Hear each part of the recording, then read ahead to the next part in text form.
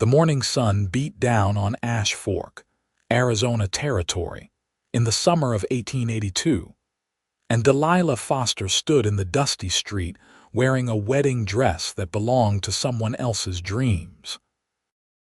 Her hands trembled as she gripped the borrowed lace at her waist. Staring at the church doors, she couldn't force herself to walk through, knowing the man waiting inside deserved better than the lies she'd been living for the past 6 months. The dress felt like chains, beautiful white chains that bound her to a future built on deception. Behind those wooden doors, Thomas Garrett waited at the altar, a good man who believed she was a schoolteacher from Philadelphia, a respectable woman with a respectable past. The truth burned in her throat like whiskey, threatening to choke her with every breath. She wasn't from Philadelphia. She'd never been a schoolteacher, and the past she'd run from in Missouri would destroy Thomas if it ever caught up to them. Delilah had arrived in Ash Fork 6 months ago on the afternoon stage, carrying nothing but a worn carpetbag and enough shame to fill the Grand Canyon. The town was small, dusty, and perfect for disappearing. A handful of buildings lined the main street, including the Silver Star Saloon, the general store, the church, and the boarding house where she'd taken a room. She'd planned to keep moving west, maybe to California, but Thomas had changed those plans.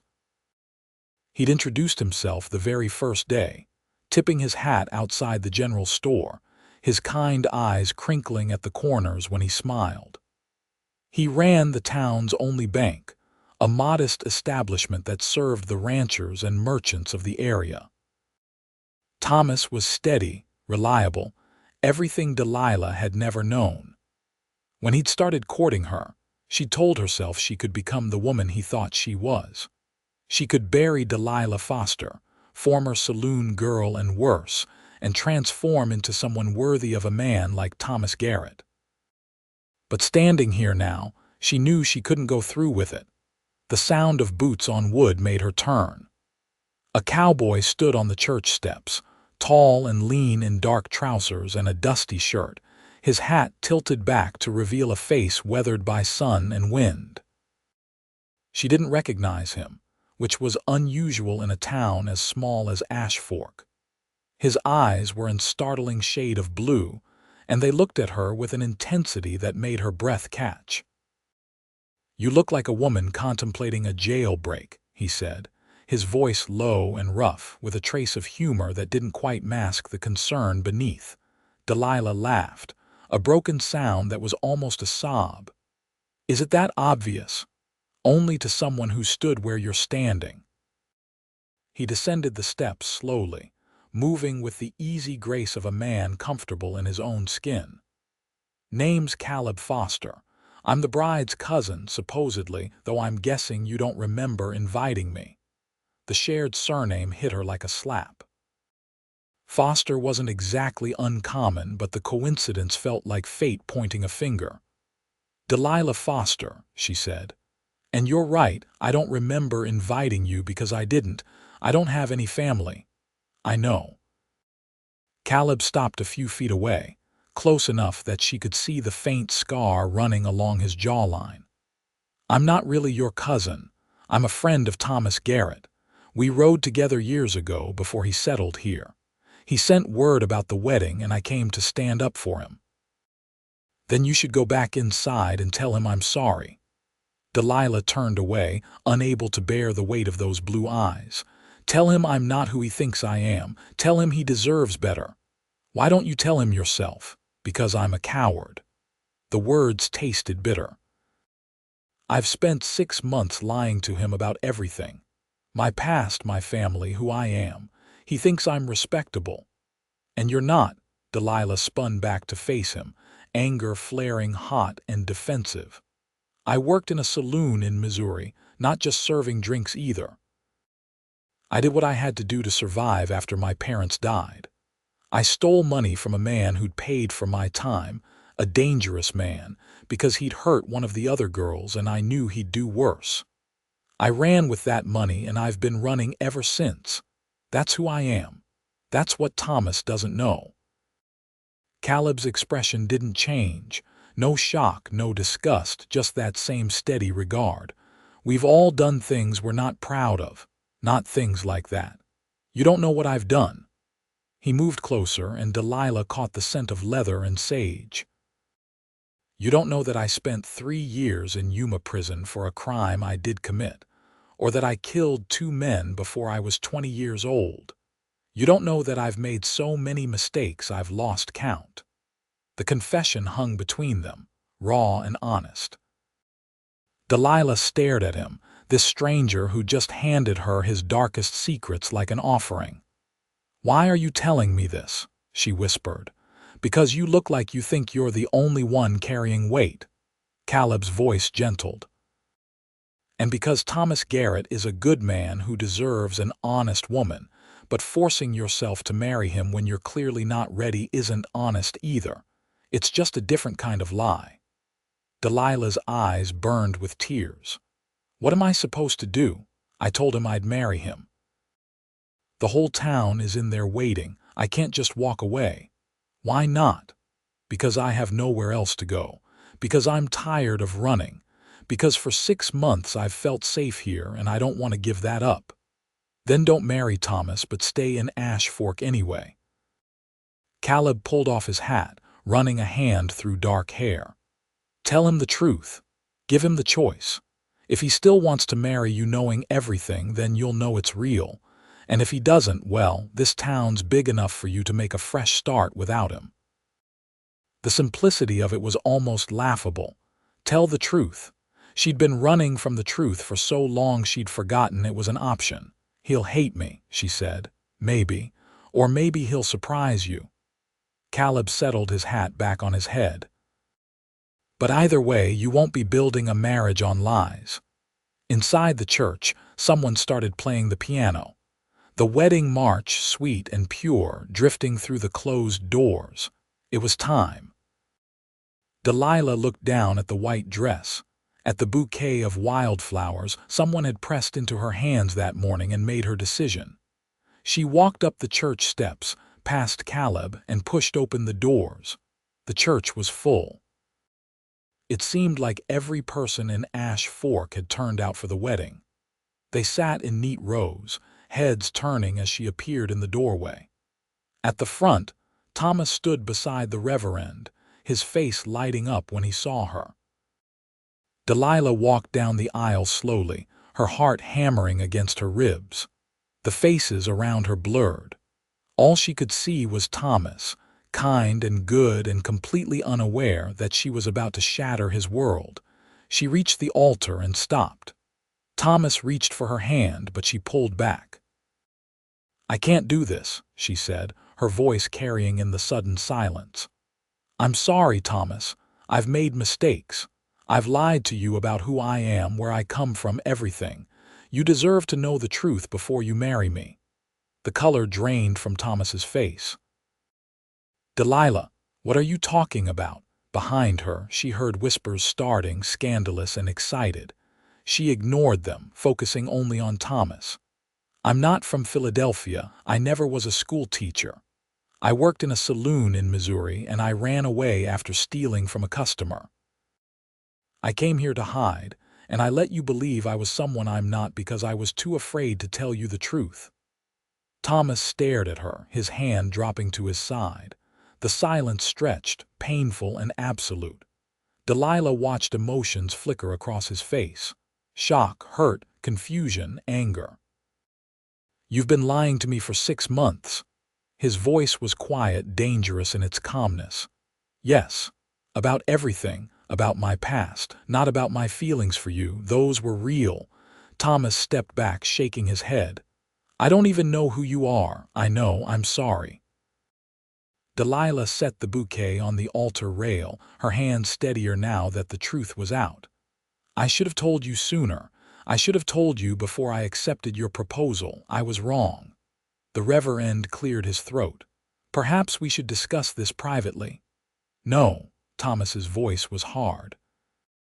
"I think everyone's heard enough. The wedding is off." He looked at Delilah, and the hurt in his eyes cut deeper than any anger could have. "I hope you find whatever it is you're looking for, Miss Foster, but you won't find it with me." He turned and walked out through the side door, his footsteps echoing in the silent church. Delilah stood alone at the altar, facing a congregation full of shocked, judgmental faces. The weight of their stares pressed down on her like a physical thing. Then Caleb was there, appearing at her side. He didn't touch her, didn't say anything, just stood beside her in silent support. His presence gave her the strength to hold her head high as she walked back down the aisle, through the whispers and the gasps, out into the brutal Arizona sunshine.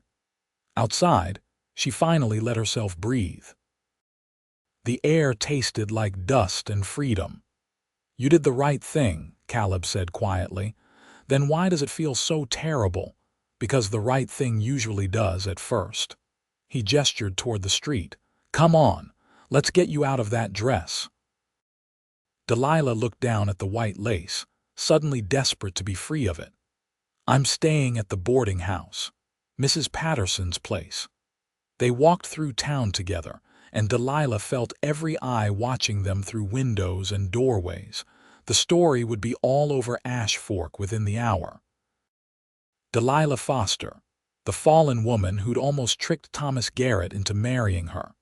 She'd be lucky if Mrs. Patterson didn't throw her out before nightfall. But when they reached the boarding house, Mrs. Patterson was sitting on the porch in her rocking chair, her weathered face unreadable. She looked Delilah up and down, then nodded toward the door. "Go change, girl, then come back down. We need to talk." Delilah's room was small and plain, with a narrow bed, a washstand, and a trunk for her few belongings. She stripped off the wedding dress with shaking hands, hanging it carefully before pulling on a simple blue calico dress. When she looked in the small mirror above the washstand, she barely recognized herself. The woman staring back looked young and frightened and lost. She pinned her dark hair into a simple bun and went back downstairs. Mrs. Patterson was in the kitchen, and the smell of coffee filled the air. Caleb sat at the table, his hat on the chair beside him. "Sit," Mrs. Patterson commanded, pouring coffee into 3 cups. "Now, I expect half the town is talking about what happened in that church." "Yes, madam." Delilah wrapped her hands around the warm cup, grateful for something to hold on to. "And I expect they're saying some pretty ugly things about you." "I deserve it. I lied to Thomas. I lied to everyone." Mrs. Patterson snorted. "Everyone lies, girl. The only difference is what they lie about and whether they get caught." She settled into a chair across from Delilah, her sharp eyes softening. "You've been a good tenant these 6 months. Quiet, polite, always paid your rent on time. Whatever you did before you came here, that's your business. You want to stay, you can stay."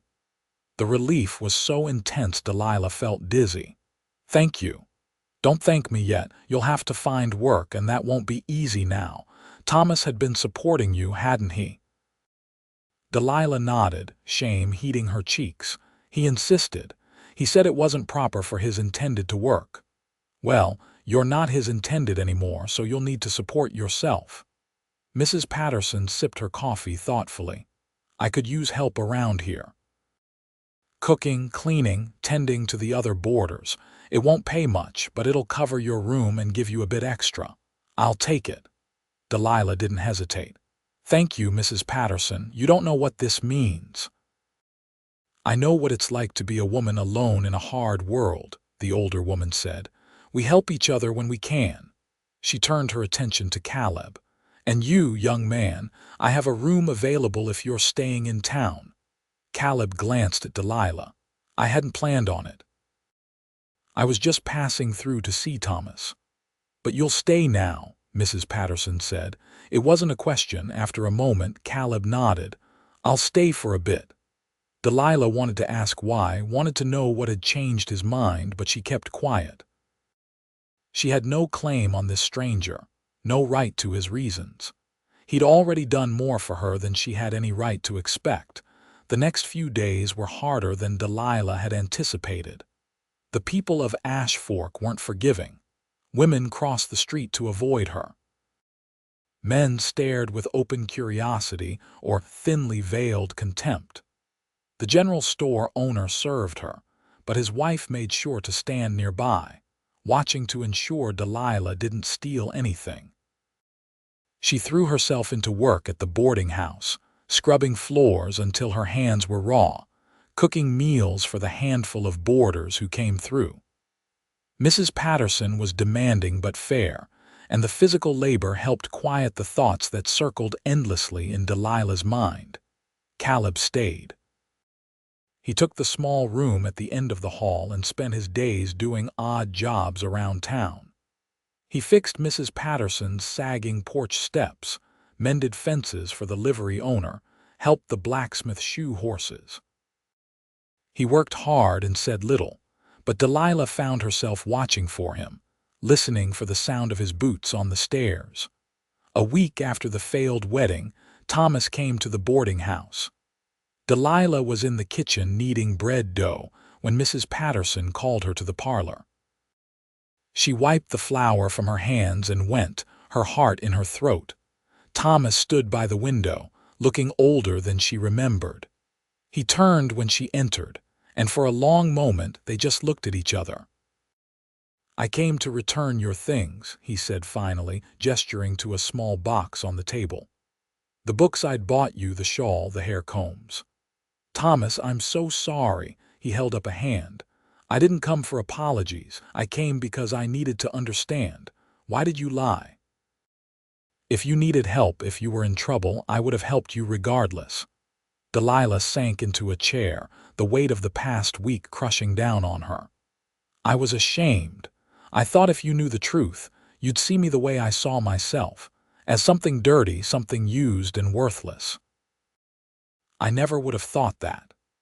You say that now, but you don't know what I did. You don't know the men I was with, the things I let them do because I needed the money to eat. You don't know what it's like to sell pieces of yourself until you don't even recognize who you are anymore." Thomas's jaw tightened. "You're right, I don't know, but I would have tried to understand if you'd given me the chance. I know, that's what makes it worse." Delilah looked up at him, tears streaming down her face. "You're a good man, Thomas, the best I've ever known. You deserved better than my lies." He was quiet for a long time, staring out the window at the dusty street. Finally, he said, "I loved who I thought you were, but I realize now that I never really knew you. Maybe we were both living a dream that was never real. Maybe. I hope you find peace, Delilah. I really do." He picked up his hat and moved toward the door, then paused. "For what it's worth, I don't think you're worthless. I think you're a woman who survived the only way she knew how. There's no shame in that." He left, and Delilah sat alone in the parlor, crying for what might have been and what never really was. Caleb found her there an hour later. He didn't ask questions, just sat down beside her and handed her his handkerchief. It smelled like leather and sage, comforting in its simplicity. "He came to say goodbye," Delilah said when she could speak again. "That was good of him. He said he loved who he thought I was, not who I am." Caleb was quiet for a moment. "And who are you, Delilah Foster?" "I don't know any more." She twisted the handkerchief in her hands. "I've been so many different people. The girl whose parents died when she was 16. The saloon girl who did what she had to. The runaway thief. The respectable school teacher. I don't know which one is real. Maybe they all are." Caleb stretched out his long legs, crossing his boots at the ankle. "We're not just one thing, any of us. We're all the things we've been, all the choices we've made, good and bad. You said you'd made mistakes too. What did you do?" He didn't answer right away, and Delilah thought he might not answer at all. Then he began to speak, his voice low and measured. "I grew up on a ranch in Texas, youngest of 4 boys. When I was 19, my father died and my oldest brother inherited everything. He was a hard man, my brother. Mean. He started running off our neighbors, trying to expand the ranch, using violence when money didn't work. I went along with it because he was family, because I didn't know how to say no. Caleb's hands clenched on his knees, the knuckles white. There was a Mexican family with a small homestead bordering our land. My brother wanted it. He sent me and my other brothers to burn them out. I didn't want to do it, but I went anyway. I thought maybe I could keep things from getting too bad. What happened? The father fought back. Shots were fired. I killed him. Caleb's voice was flat, empty. His wife and children watched him die. Then we burned their home anyway. Delilah felt sick. How old were the children? Young, too young to be left without a father. He looked at her then, his blue eyes full of old pain. I turned myself in the next day, testified against my brothers. They hanged, but I got prison instead because I'd cooperated. Spent 3 years in Yuma, which is its own kind of hell. And the other man you killed, prison guard. He was beating another inmate to death. I stopped him the only way I could. Caleb stood, moving to the window where Thomas had stood earlier. They let me out after that. Said it was self-defense, protecting another prisoner, but I still killed him, still took a life. Delilah stood and went to him, placing her hand on his arm. Through the fabric of his shirt, she could feel the tension in his muscles. You're not that person anymore, neither are you. He turned to face her, and the intensity in his gaze made her breath catch. We can't change what we've done. We can only choose who we want to be from here on. Who do you want to be? Someone better. Someone worthy of a second chance. His hand came up, his fingers gentle as they brushed a tear from her cheek. Who do you want to be? I want to be someone who doesn't run anymore. Someone brave enough to face the consequences of her choices. Delilah's voice steadied. Someone honest. Then be that person. It sounded so simple when he said it. Be honest. Be brave. Stop running. But standing there with Caleb's hand warm against her face, looking into eyes that had seen darkness and survived it, Delilah thought maybe it could be that simple after all. The moment stretched between them, charged with something neither of them had words for.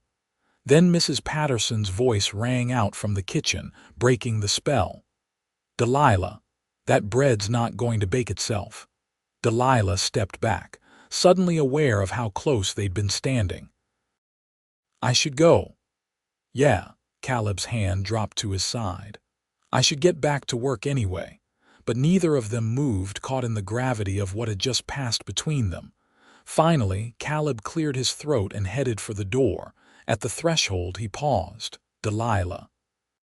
For what it's worth, I think you're already braver than you know. Then he was gone, and Delilah stood alone in the parlor, her heart beating too fast and her thoughts in chaos. She barely knew this man. He'd been in Ash Fork for only a week, had spoken to her perhaps a dozen times. But something about him called to the deepest parts of her, the broken places she'd been hiding even from herself. She went back to the kitchen and threw herself into work, but she couldn't stop thinking about the look in Caleb's eyes or the feel of his fingers against her skin. The weeks passed, and Ash Fork slowly began to accept Delilah's presence, if not embrace it. She worked hard, kept her head down, and gradually the whispers faded to occasional murmurs. The women still avoided her, but the men at least nodded when they passed her on the street. Caleb stayed on at the boarding house, finding enough work to pay his way. He and Delilah fell into an easy rhythm, sharing meals at Mrs. Patterson's table, sometimes walking together in the evenings when the heat of the day had passed. They talked about everything and nothing, sharing pieces of themselves in small increments. He told her about growing up in Texas, about learning to rope and ride before he could properly walk. She told him about her parents, her mother's gentle laugh and her father's strong hands, and how empty the world had felt when they died within months of each other during a cholera outbreak. I was 16, she said one evening as they sat on the boarding house porch, watching the sun paint the desert sky in shades of orange and gold. Old enough to work but too young to inherit anything. The bank took our house to settle my father's debts. I had nowhere to go. No other family. An aunt in St. Louis, but she made it clear I wasn't welcome. Said she had enough mouths to feed without adding mine. Delilah picked at a loose thread on her skirt. The saloon owner offered me work. At first, it really was just serving drinks. But the pay wasn't enough to live on, and there were men willing to pay more for more. Caleb's jaw tightened, but he didn't interrupt. I told myself it was temporary, just until I saved enough money to start over somewhere else. But the money never seemed to be enough, and after a while I stopped believing I deserved better anyway. She laughed, a bitter sound. The man I stole from, he'd beaten one of the other girls so badly she lost the sight in one eye. When he came back, drunk and mean, I saw him counting out money from his wallet, a lot of money. I knew if I didn't take it then, I'd never get another chance to escape. So you took it. $200. More money than I'd ever seen. I waited until he passed out, then I took it and ran. Bought a ticket on the first stage out of town and didn't stop until I reached Ash Fork. Delilah turned to look at Caleb. Do you think I'm a thief? I think you're a survivor. That's not an answer. Yes, you're a thief. You stole money that wasn't yours. Caleb met her gaze steadily. But I think that man probably owed you and every other woman in that saloon a hell of a lot more than $200. So no, I don't judge you for it. Delilah felt something tight in her chest loosen. Thank you. For what? For not seeing me as dirty. For not looking at me the way everyone else in this town does. Caleb shifted closer, his shoulder brushing hers. I see a woman who did what she had to do to survive in a world that didn't give her many choices. There's no shame in that. Thomas said something similar, but it felt different coming from him, like pity. This isn't pity, Delilah. Caleb's voice was rough. This is respect. She looked at him then, really looked, and saw the truth in his eyes. He did respect her. This man who had every reason to judge her, who carried his own burden of guilt and mistakes, looked at her and saw someone worth respecting. Something shifted between them in that moment, subtle but undeniable. The air felt heavier, charged with possibility. Delilah's heart began to race.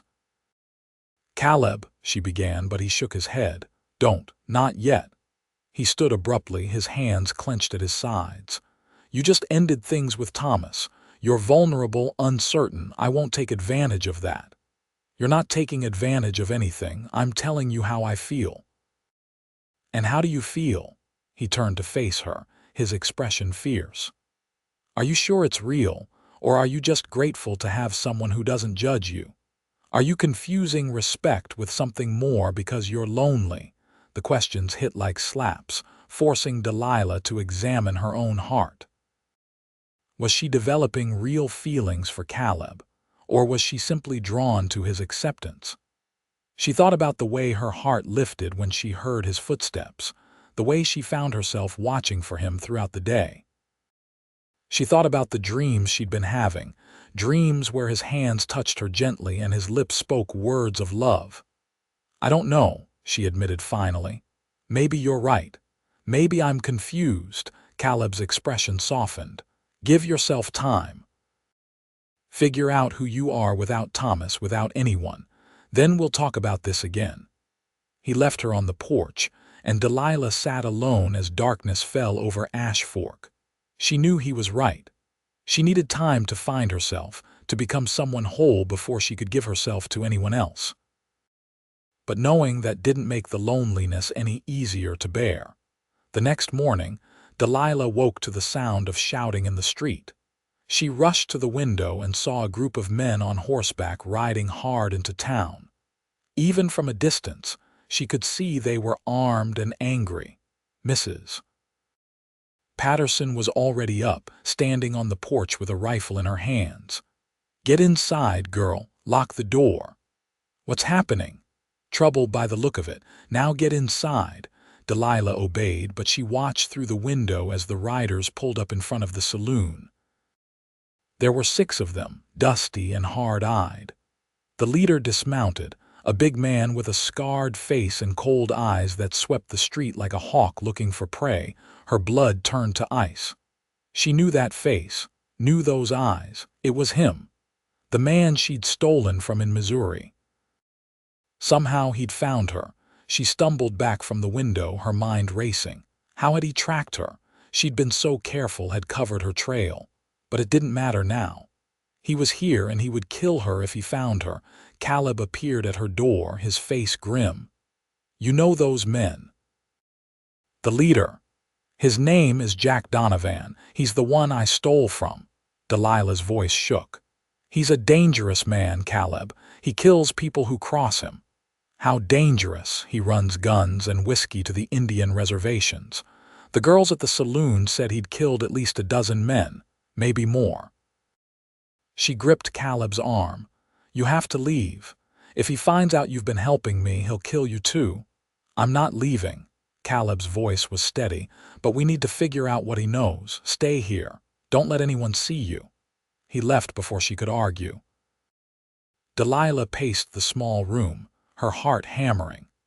Through the window, she could see Caleb walking toward the saloon with an easy confidence that belied the danger. He looked like a man out for a morning stroll, not someone walking into the den of a killer. The wait was agony. Minutes stretched into hours. Finally, Caleb returned, his expression dark.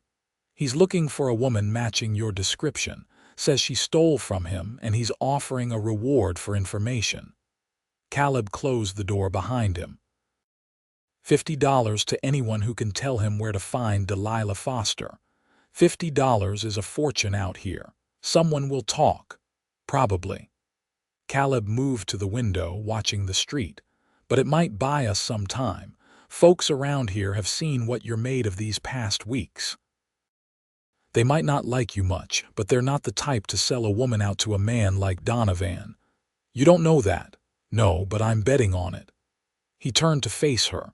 "We need to get you out of town. Tonight after dark, I'll take you to Flagstaff. You can catch a stage there, head to California. I'm not running again." The words surprised Delilah even as she spoke them. "I'm tired of running, Caleb. I told you I wanted to be brave. This is where that starts. Brave is one thing, stupid is another. That man will kill you. Maybe. Or maybe it's time I face the consequences of what I did." Delilah stood straighter, feeling something like calm settle over her. "I stole from him. That's true. But I did it because he'd hurt someone and I knew he'd hurt others. I'm not sorry for taking his money, but I am sorry for running. For not standing up and saying why I did it. Delilah, this isn't about justice. This is about survival. Then I'll survive by telling the truth." She moved past him to the door. "I'm going to talk to the sheriff." Caleb caught her arm. "The sheriff's not going to protect you from Donovan." "I know. But at least there'll be a record of what happened. If Donovan kills me, maybe someone will care enough to go after him for it." "Damn it, Delilah." Caleb's grip tightened. "You can't throw your life away like this." "I'm not throwing it away. I'm finally living it on my own terms." She looked up at him, seeing the fear and frustration in his eyes. "You said we can only choose who we want to be from here on. This is me choosing." For a long moment he just stared at her. Then, slowly, he released her arm. "If you're doing this, I'm coming with you." "Caleb, no. Not up for debate. You want to face Donovan, fine. But you're not doing it alone." They walked to the sheriff's office together, and Delilah felt strangely calm. This was right. For the first time in years, she was moving toward her problems instead of running from them. Sheriff Tom Hendricks was a grizzled man in his 50s, with gray hair and sharp eyes that had seen too much. He listened to Delilah's story without interrupting, his expression growing darker as she spoke. "So you admit you stole $200 from Jack Donovan," he said when she finished. "Yes, sir." "That's a serious crime, Miss Foster. I know. But he'd beaten a woman nearly to death, and I knew he'd do it again. I took his money and ran because I was afraid, but I'm not sorry for taking it." Hendricks leaned back in his chair, studying her. "Donovan's been asking around about you. Says you're a thief and he wants his money back." "I don't have it anymore. I spent it getting here and living while I looked for work." "He won't care about that. He'll want blood." The sheriff's gaze shifted to Caleb. "You planning to protect her?" "If necessary. Against 6 armed men, you're either brave or stupid. Both, probably." Caleb's hand rested on the gun at his hip. "But I'm not letting him hurt her." Hendricks was quiet for a long moment. Then he stood and pulled a rifle from the rack on the wall. "Well then, guess we'd better make sure it doesn't come to that. You're going to help us." Delilah couldn't keep the surprise from her voice. "I don't much like men who beat women, and I don't much like outsiders coming into my town making threats." The sheriff checked the rifle's load. "Donovan's been drinking at the saloon all morning, working himself up. He'll come looking for you soon. When he does, I want you both here. We'll handle this legal-like." They didn't have to wait long. Within the hour, boots thundered on the wooden walkway outside, and Jack Donovan burst through the door with 2 of his men flanking him. He looked older than Delilah remembered, his face more deeply scarred, but his eyes were just as cold. They fixed on her with recognition and rage. "There you are, you little thief." His voice was rough with whiskey and fury. "I've been looking for you for months." Sheriff Hendricks stepped between them, the rifle held casually but ready. "That's far enough, Donovan. You've got business in my town, you conduct it peaceful." "My business is with her. She stole from me." "So she said. She came to me this morning, admitted what she did." Hendricks's voice was calm but firm. "Now you can file a formal complaint and we'll handle this through the courts, or you can get back on your horse and ride out of Ash Fork." "Your choice." Donovan's face flushed red. "Courts? That horse stole $200 from me." "Watch your mouth in my office," Hendricks snapped. "And if you've got a legitimate grievance, you'll get your day in court. But you come in here making threats and calling names, you'll be the one in a cell." "You think I'm afraid of you, old man?" Donovan's hand dropped to his gun. Everything happened fast. Caleb moved, drawing his own weapon with practiced speed. The sheriff's rifle swung up, aimed at Donovan's chest. For a frozen moment, the room balanced on the edge of violence. Then Donovan's men stepped back, hands raised. "Boss, it's not worth it," one of them muttered. "Not for $200. Donovan's jaw clenched, but slowly he raised his hands away from his gun. "This isn't over." "Yeah, it is." Hendricks's voice was steel. "You've got 2 choices. Ride out now, or I'll arrest you for disturbing the peace. If you come back, I'll shoot you for trespassing." Clear, the rage in Donovan's eyes was terrible to see, but he was outnumbered and he knew it. He took a step back, then another, his gaze never leaving Delilah. "You better watch your back, girl. I've got a long memory." "So do I," Delilah said quietly. "I remember what you did to Sarah. I remember the blood. That's why I took your money, and I'd do it again." For a moment she thought he'd rush her anyway, consequences be damned. But one of his men grabbed his arm, pulling him toward the door. "Come on, boss. She's not worth it." They left, and Delilah's legs nearly gave out. Caleb caught her, his arm strong around her waist. "Easy, it's over." "Is it?" She looked at the sheriff. "He's not going to just leave." Hendricks lowered his rifle, his expression grim. "No, probably not, but he'll think twice before making a move in town. Man like that, he's used to getting his way through intimidation. You stood up to him, and I backed your play." "That matters. What do we do now? You stay close to town, don't go anywhere alone, and you," he looked at Caleb, "you keep that gun handy." They left the sheriff's office, and Delilah felt like she was walking in a dream. She'd faced Donovan, she'd told the truth, and she was still alive. "You were incredible," Caleb said as they walked back to the boarding house. "I was terrified." Being brave doesn't mean not being scared. It means being scared and doing the right thing anyway. He stopped, turning to face her. I've never seen anything like that. You stared down a killer and didn't flinch. I flinched plenty on the inside. But not on the outside. That's what counts. Caleb's hand came up, cupping her face. Delilah Foster, you're the strongest woman I've ever met. I'm not strong. I'm just tired of being afraid. That's the same thing. His thumb brushed her cheek, and the tenderness in the gesture made her eyes sting with tears. You asked me before how I feel about you. You want to know the truth? Yes, I'm falling in love with you. The words were raw, honest. I didn't plan it, didn't want it. But I can't help it. Every day I watch you work, watch you hold your head high when people whisper about you, watch you choose courage over comfort, and I fall a little more. Delilah's breath caught. Caleb, you don't have to say anything. I know it's too soon. I know you need time. But I wanted you to know after today, after watching you face down your demons. I wanted you to know that I see you, all of you, and I love what I see. She reached up, covering his hand with hers. I've made so many mistakes. I've been so many things I'm ashamed of. So have I. Maybe that's why this works. We both know what it's like to carry regrets. Caleb's voice softened. But we also know what it's like to want something better, to want to be better. I want that with you, Delilah whispered. I want to build something real, something honest. No more lies. No more running. Then let's make our future right. Caleb leaned down, and his lips brushed hers in a kiss that was gentle and fierce all at once. It tasted like promise and hope and new beginnings. Delilah kissed him back, pouring all her fear and hope and longing into it. When they finally pulled apart, she was breathless.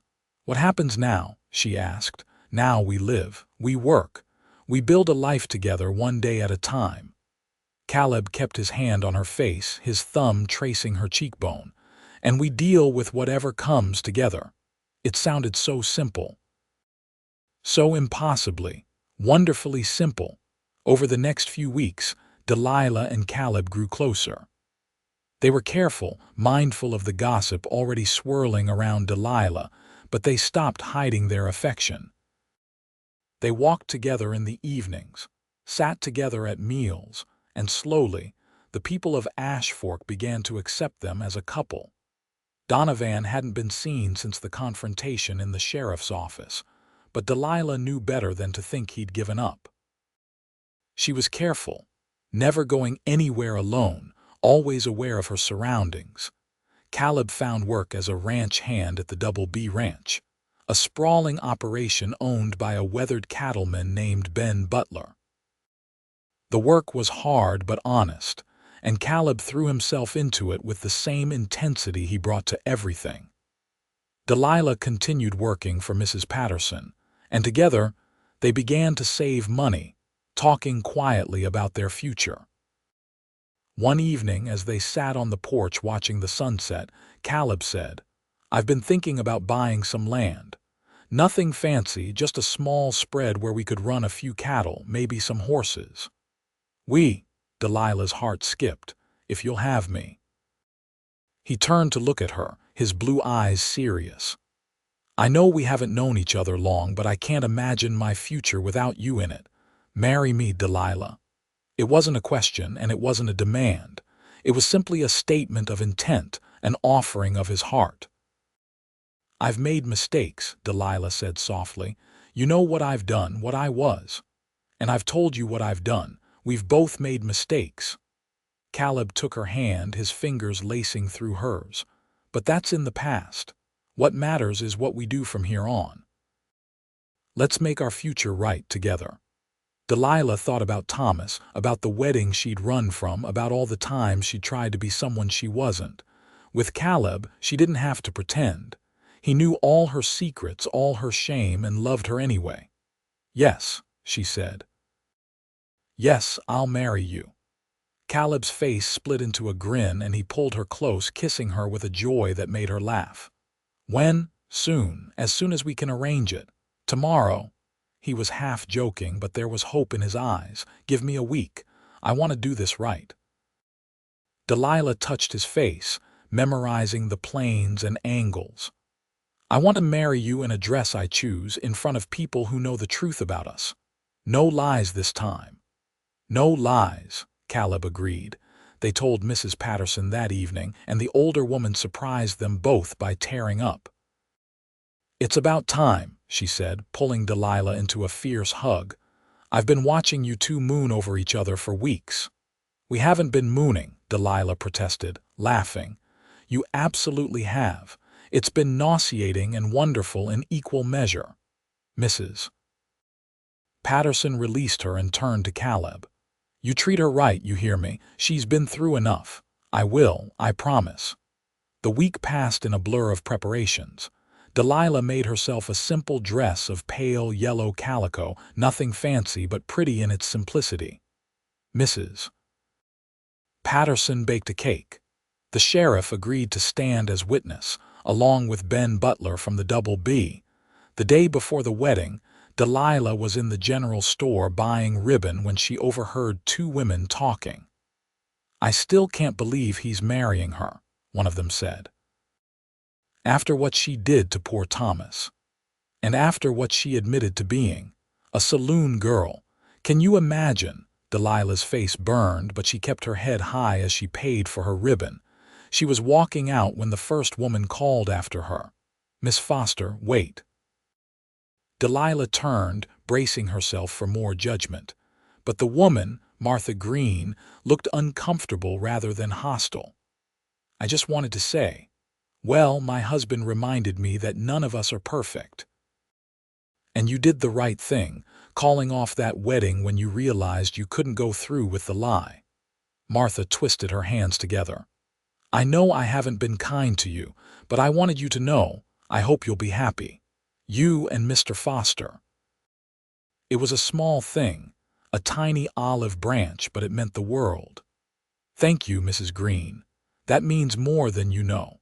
Walking back to the boarding house, Delilah felt lighter. She'd never be fully accepted by everyone in Ash Fork. Some people would always see her past first.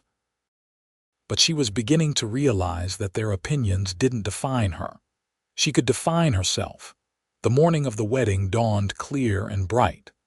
Delilah dressed carefully in her yellow dress, pinning her dark hair up with the ribbon she'd bought. When she looked in the mirror, she saw a woman she recognized. Not the frightened girl who'd run from Missouri. Not the fraud who'd almost married Thomas. Just herself, flawed and real and ready to start over.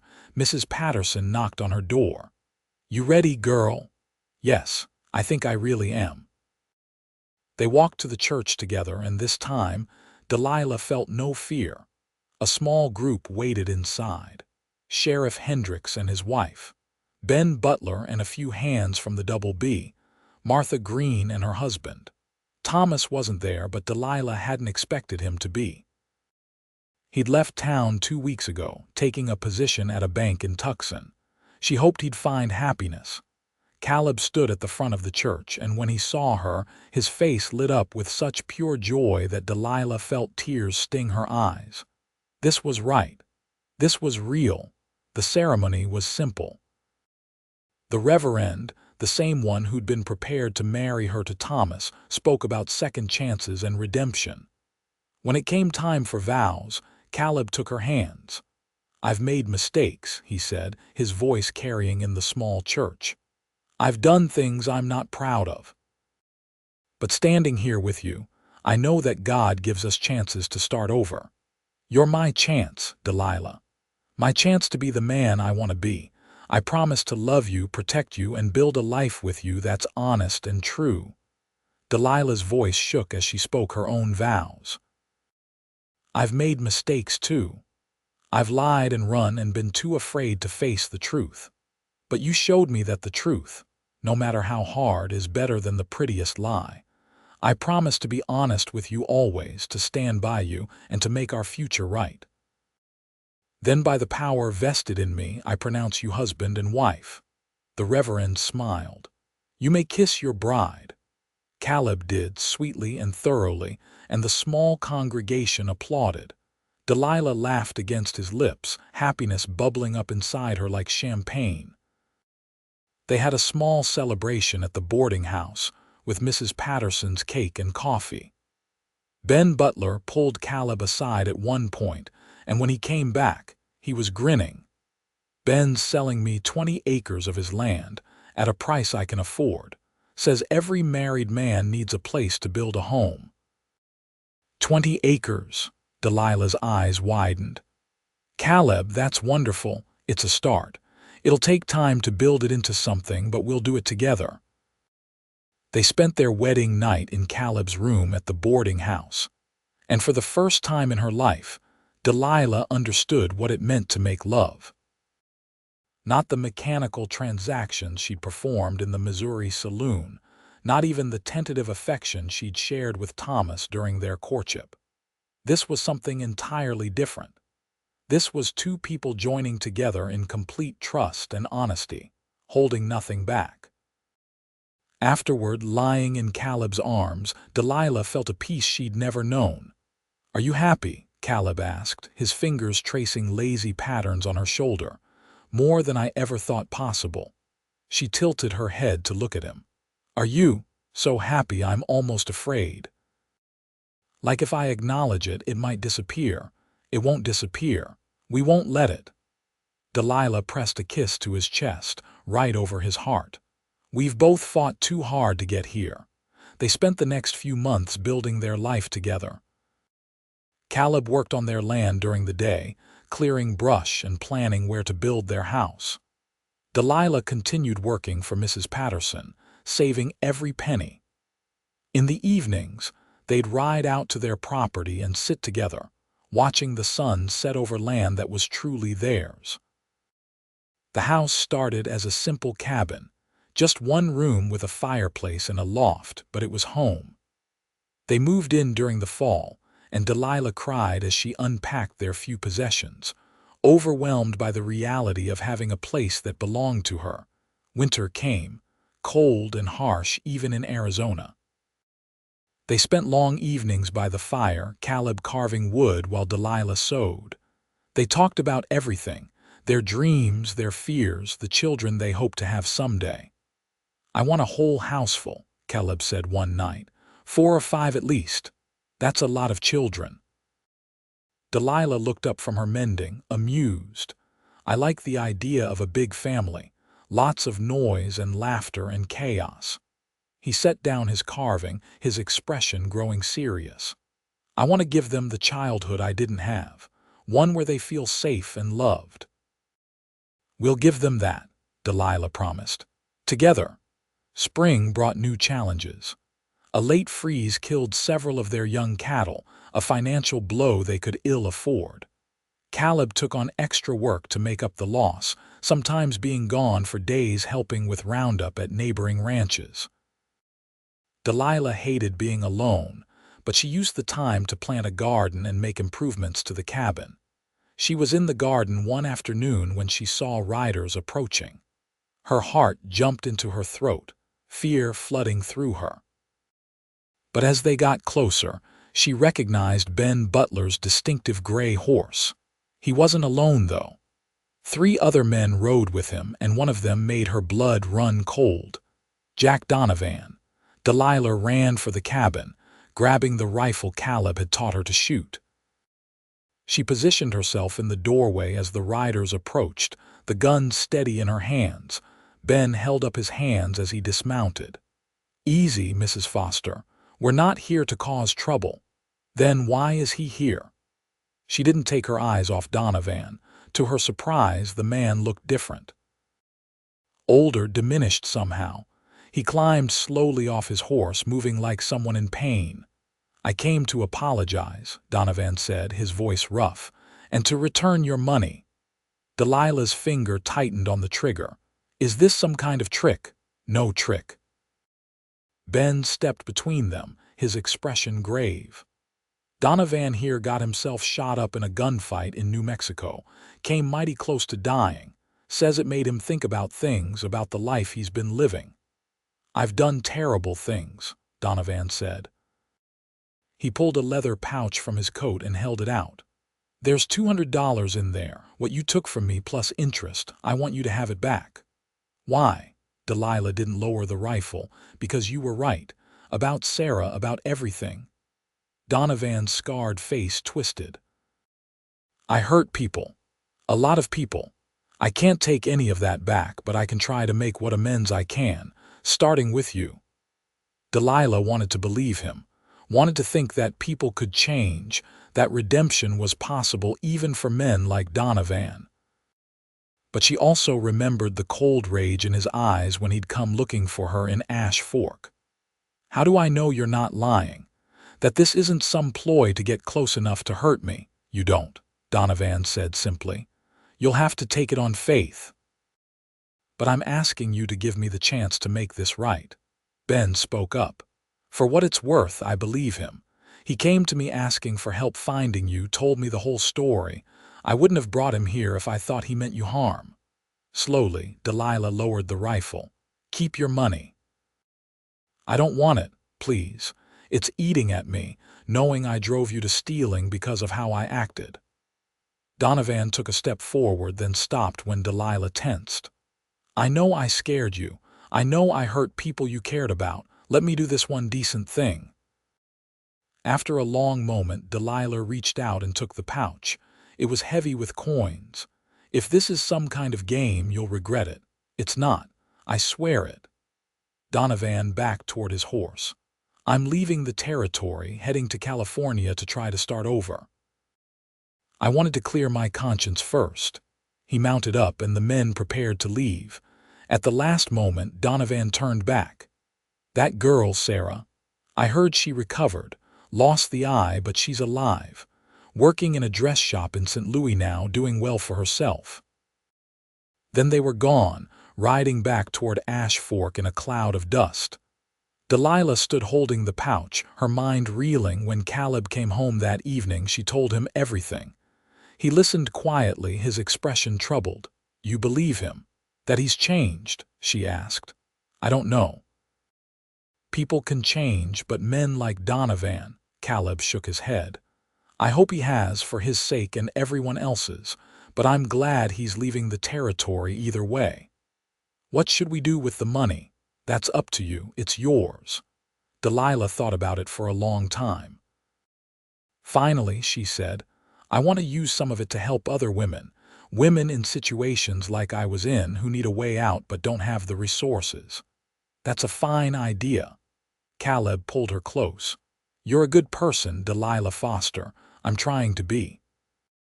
With part of Donovan's money, they were able to buy more cattle and improve their land. But Delilah set aside a significant portion, and over the next few months, she quietly helped 3 different women leave bad situations and start over in new towns. She never told them where the money came from. It was enough to know she was making a difference.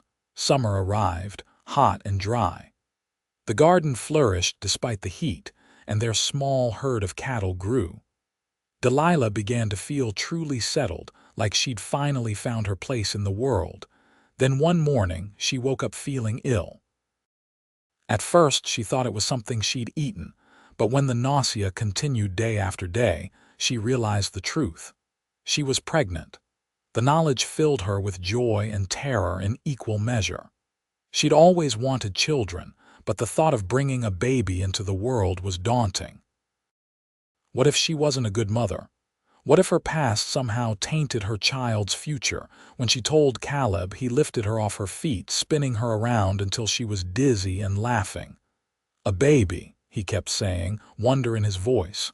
"We're going to have a baby. Are you happy?" "Happy." "Delilah, I'm over the moon." He set her down gently, his hand moving to rest on her still flat stomach. "Our child. Yours and mine." The pregnancy progressed smoothly. The women of Ash Fork, perhaps softened by time or by the obvious happiness of the Foster marriage, began to warm to Delilah. They offered advice and baby clothes, included her in sewing circles. It wasn't full acceptance, but it was more than she dared hope for. Mrs. Patterson was ecstatic. "I'm going to be a grandmother," she declared, despite having no biological connection to either Delilah or Caleb. "That child is going to be spoiled rotten. I'm warning you now." As Delilah's belly swelled through the fall and into winter, she and Caleb spent evenings making plans and preparing the cabin. Caleb built a cradle from smooth pine wood, carving it with delicate patterns of horses and stars. Delilah sewed tiny clothes and blankets, her heart swelling with love for a child she hadn't yet met. The baby came in late February, during a cold snap that frosted the windows and turned the world white. The labor was long and difficult, attended by Mrs. Patterson and the town's midwife, a capable woman named Anna Hayes. Caleb paced outside the bedroom, looking more terrified than Delilah had ever seen him. When the baby finally arrived, red-faced and squalling, Anna wrapped him in a blanket and handed him to Delilah. "You have a son," she said, smiling. "A son." Delilah looked down at the tiny face, at the dark wisps of hair and the blue eyes that would probably turn brown like hers. She felt a love so fierce it was almost painful, a protective instinct that dwarfed everything she'd ever felt before. Caleb was allowed in, and he sat beside the bed, staring at his son with awe-struck wonder. "He's perfect. He is." Delilah touched the baby's tiny hand, marveling when his fingers wrapped around hers. "What should we name him?" They'd discussed names but never settled on one. Now, looking at their son, Caleb said, "James, after my father before he turned hard, when he was still a good man. James Foster." Delilah tried it out, liking the way it sounded. "It's perfect." The first few weeks were exhausting. James was a fussy baby who rarely slept more than an hour or two at a stretch. Delilah walked the floor with him night after night, singing lullabies her mother had once sung to her. Caleb helped when he could, but he still had to work the ranch. So much of the burden fell on Delilah. There were moments when she felt overwhelmed, when the crying and the exhaustion threatened to break her. But then she'd look at her son's face, or Caleb would come in from the cold and wrap his arms around both of them, and she'd remember how lucky she was. Spring came again, and James began to settle into more regular patterns. Delilah started bringing him with her when she visited Mrs. Patterson in town, and the older woman doted on him shamelessly. Other women began to soften too, stopped by to admire the baby and offer advice. Martha Green became an unexpected friend, stopping by the cabin regularly to help with washing or cooking. She told Delilah about her own children, grown now and moved away, and the loneliness of an empty nest. "You did a brave thing," Martha said one afternoon as they shelled peas together while James napped. "Calling off that wedding to Thomas. It would have been easier to go through with it, but you chose honesty instead. I respect that. It didn't feel brave at the time. It felt terrifying." "The bravest things usually do." Martha glanced at Delilah. "I judged you harshly when the truth came out. I'm sorry for that. I've spent a lot of time thinking about it, and I realized I was angry at you for having the courage I never had." "What do you mean?" Martha was quiet for a moment. "My husband, Robert, he's a good man now. But when we first married, he drank. A lot. He'd get mean when he drank, and I took the brunt of it. I stayed because I didn't think I had a choice, because I was ashamed to admit my marriage wasn't perfect. Martha, I had no idea. Nobody did. I hid it well. Robert finally stopped drinking about 10 years ago, joined the church, became the man I'd always hoped he'd be. But those early years..." She shook her head. "When I saw you standing up there, admitting your mistakes and walking away from a lie, I was jealous. I wish I'd had that kind of strength." Delilah reached across and took Martha's hand. "It's never too late to be honest about what we've survived." Their friendship deepened after that conversation, and through Martha, other doors began to open. Delilah found herself being invited to social gatherings. her opinion sought on town matters. It was a slow integration, but it was real. James grew from an infant into a toddler, all chubby legs and infectious giggles. He had Delilah's dark hair and eyes, but Caleb's smile and stubborn determination. Watching him explore the world with fearless curiosity filled Delilah with such joy she sometimes had to stop and catch her breath. The ranch prospered. Through hard work and careful management, Caleb built their small spread into something substantial. They added onto the cabin, creating separate bedrooms and a proper kitchen. They bought more land from Ben Butler, expanding their grazing area. It wasn't a huge operation, but it was enough to support their family comfortably. On James's second birthday, Delilah discovered she was pregnant again. This time, she wasn't afraid. She was ready, confident in her ability to mother, excited to give James a sibling. The second pregnancy was easier than the first, and their daughter arrived on a warm September evening, just as the sun was setting. She came quickly, with far less drama than James, as if eager to join the family. They named her Clara after Caleb's grandmother, and from the moment she arrived, she was different from her brother. Where James was wild and energetic, Clara was calm and observant.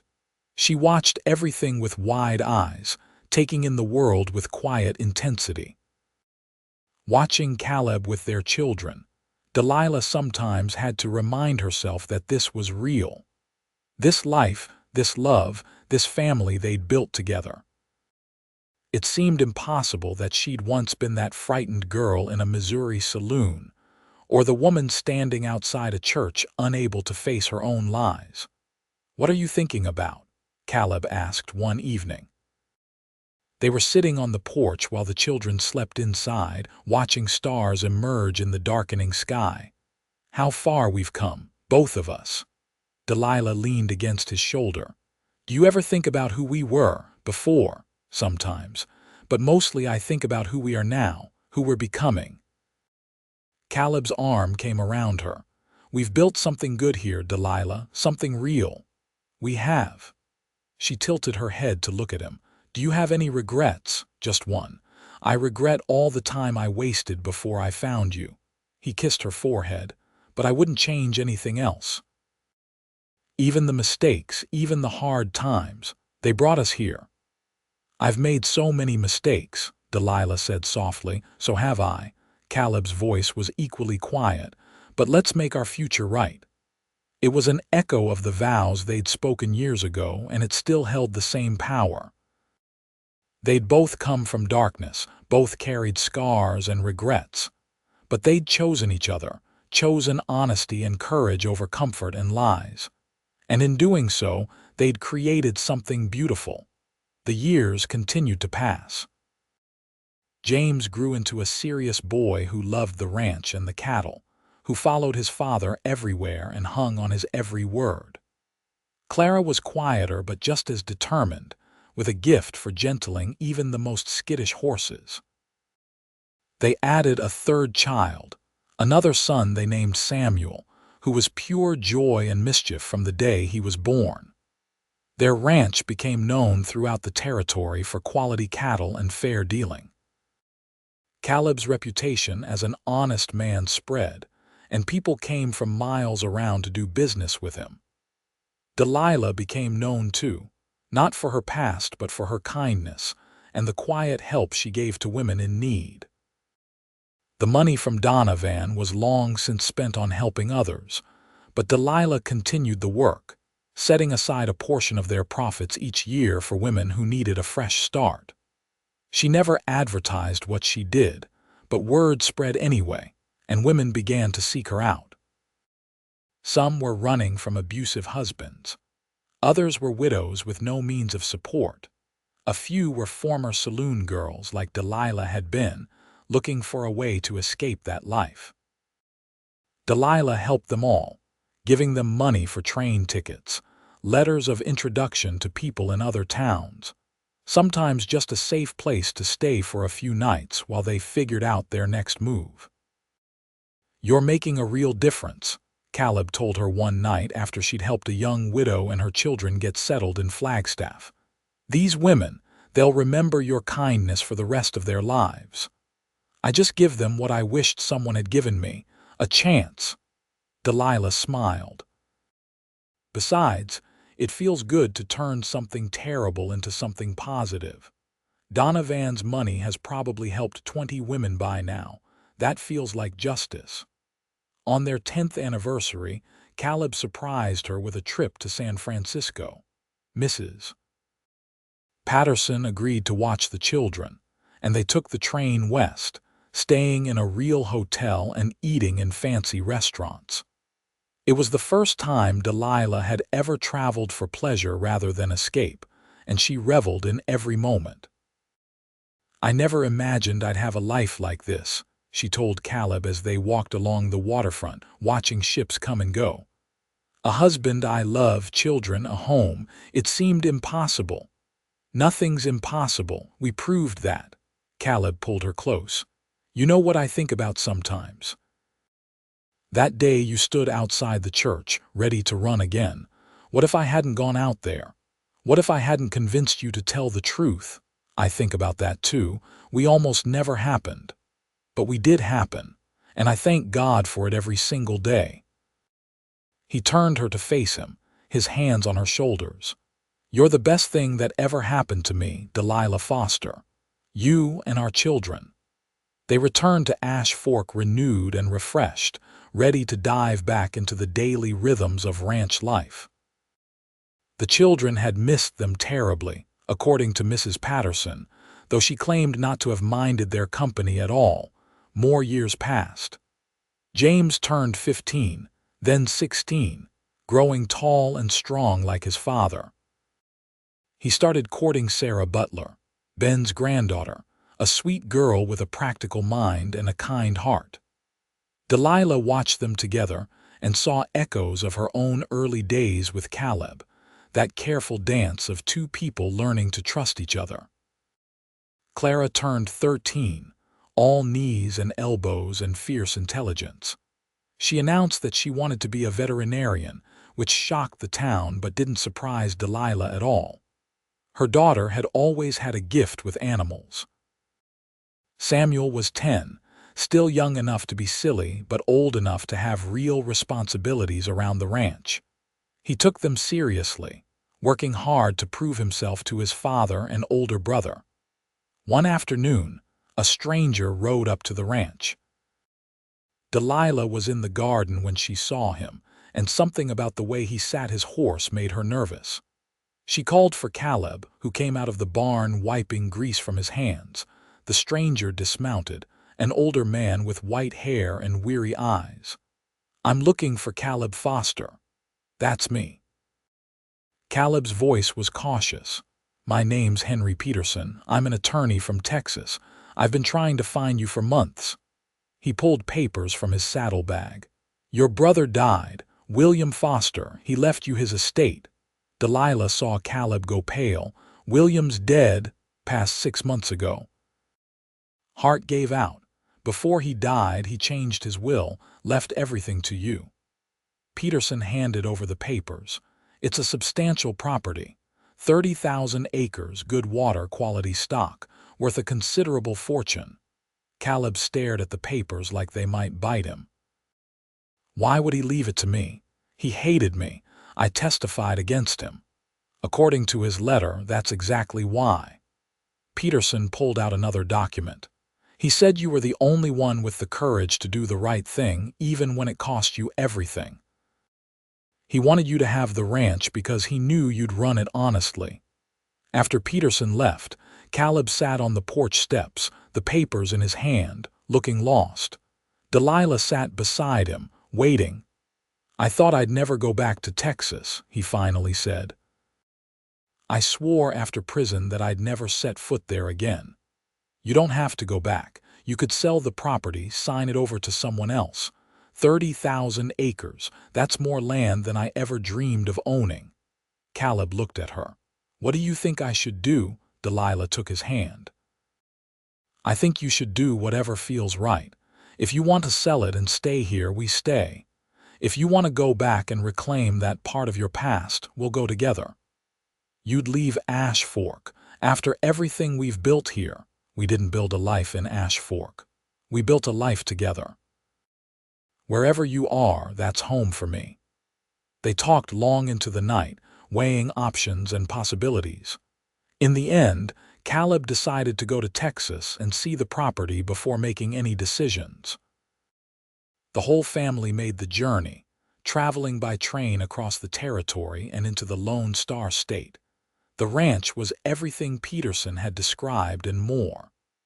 Rolling hills covered in grass, a big house that needed work but had good bones, barns and outbuildings in decent repair. The cattle wore the Foster brand, the same one Caleb's father had used. Walking the land, Caleb was quiet. Delilah watched him process memories and emotions, giving him space to work through it. Finally, he said, "My father built this place from nothing. Then William twisted it into something ugly, used it to hurt people. But underneath, it's still good land. It could be something good again. You want to stay? I think I do. I think I need to. This ranch was my family's legacy, and it deserves better than what it became." He looked at Delilah. "But only if you want to. I won't make you leave Arizona if you don't want to go." Delilah looked around at the vast property, at the children already exploring with excitement, at the house that could become a real home with some work and love. "I want to be wherever you are. And I think this place deserves a second chance, just like we got." They moved to Texas that fall, selling their Arizona property to a young couple just starting out. The transition wasn't easy. The house needed extensive repairs, and the operation was much larger than what they were used to managing. But they approached it the same way they'd approached everything else in their life together, with honesty, hard work, and faith in each other. James thrived on the bigger ranch, taking to the work like he'd been born to it. Within a year, he was managing significant portions of the operation. Clara started corresponding with a veterinary school in the East, determined to pursue her dreams despite the obstacles facing a woman in that field. Samuel discovered a talent for breeding horses, developing an eye for bloodlines that impressed even the most experienced ranchers. Delilah continued her work helping women, finding even more opportunities in Texas. The state was rougher, wilder, with more women in desperate circumstances. She worked quietly, funding escapes and fresh starts, earning a reputation as someone who could be trusted. Years continued their steady march. James married Sarah Butler, who'd followed him to Texas, and they gave Delilah and Caleb their first grandchild, a girl they named Delilah. Holding her tiny namesake, Delilah wept with joy, thinking about how far she'd come from that terrified woman in a borrowed wedding dress. Clara defied expectations and got accepted to veterinary school, becoming one of the first women to do so. The pride Delilah felt when her daughter graduated was almost overwhelming. Samuel married a rancher's daughter and started his own breeding operation on a portion of the property. Caleb and Delilah grew older together, their hair graying, their bodies slowing, but their love only deepening.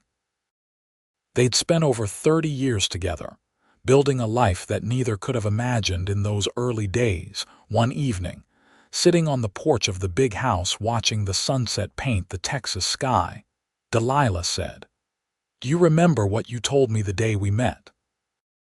That we've all done things we're not proud of." "I remember." Caleb's hand found hers, their fingers interlacing with the ease of long practice. "I used to think my mistakes defined me, that I'd always be that saloon girl, that thief, that liar. But you're not. No. I'm a wife, a mother, a grandmother. I've helped dozens of women start over. I've built something good and lasting." Delilah smiled. "My mistakes are part of my story, but they're not the whole story. Neither are mine." Caleb squeezed her hand. We took our regrets and turned them into something better. We made our future right. We did. Delilah leaned her head on his shoulder, content. And I'd do it all again, every mistake, every hardship, just to end up here with you.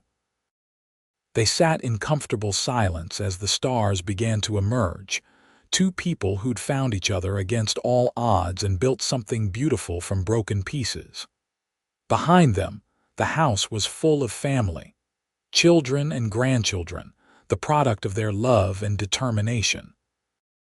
Delilah thought about that terrified young woman who'd stood outside a church in Arizona, unable to face another lie. If she could go back and tell her younger self anything, it would be this: the truth will set you free, and love is possible even for the broken. She'd made mistakes. So had Caleb. But together, they'd proven that mistakes don't have to be the end of the story. They can be the beginning of something better, if you're brave enough to be honest and strong enough to change. As the last light faded from the sky and the first cool breeze of evening stirred the air, Delilah closed her eyes and smiled. She was home. She was loved. She was enough. And that was more than she'd ever dared to dream.